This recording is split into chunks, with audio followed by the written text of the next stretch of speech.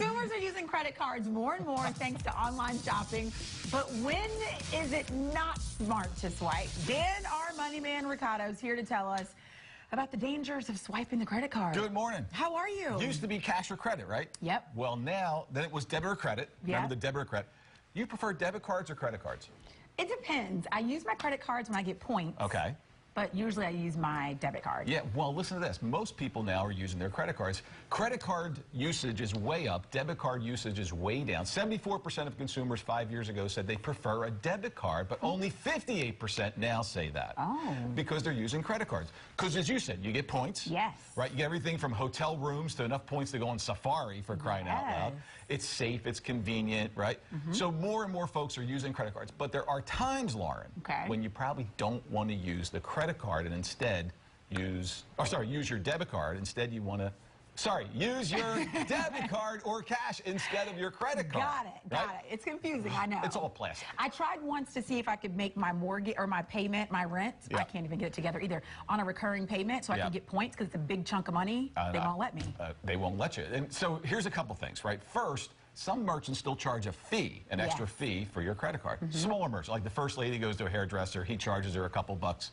That's not a big deal. Okay. But it can be a big deal. For example, if you pay your income taxes with your credit card, which you can do, they'll charge you up to 2% extra to do that. Oh. That gets really expensive. Yeah, I right? didn't even know you could do that. Some colleges allow you to pay tuition now with a credit card. Ooh. And again, 2 or 3% extra on top of the crazy price of tuition anyway. Right. So we don't want to do that. Next thing is, there's something called your credit utilization ratio. You and I have talked about this before when we talk about credit scores. Is that the same as income to debt? Sort of, kind of. So what it is let's say you have a $10,000 credit limit on your credit card, and you've used $5,000. You're at 50%. Gotcha. So the higher that number, without getting into too much math, it sounds like Sister Catherine Joseph's math class back in 2nd grade, but without getting into too much math, know this: as you use more and more of your available credit, it could hurt your credit score.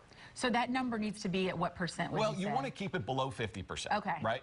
But as that number gets higher, it hurts your credit score, and as you know, as your credit score gets hurt, you'll pay more for interest. Right? Yes. So let's stay away. Let's watch that. And then finally, this one really hurts: cash advance.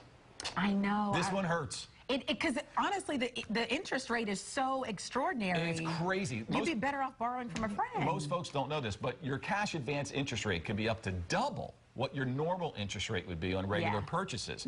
So you really want to stay away from that one. So credit cards, bottom line, credit cards are great. They're convenient. You get the points. But there's a few times when you really don't want to use your card. And it's good if you can, I know it's not always possible, to use it and then pay it off immediately. That's the best strategy. It's free money. If you do that every month, it's free money. It's a free loan. It's true, because I've done it so much now that I've gotten so many points for different things that I have options now. Yeah. So I've tried to use it responsibly, thanks to your help. I'm going to go out and buy some socks. Mike and I need new socks. Obviously, he needs shoes. He could use a new pair of shoes. He's got the socks, but he doesn't have the shoes. All right.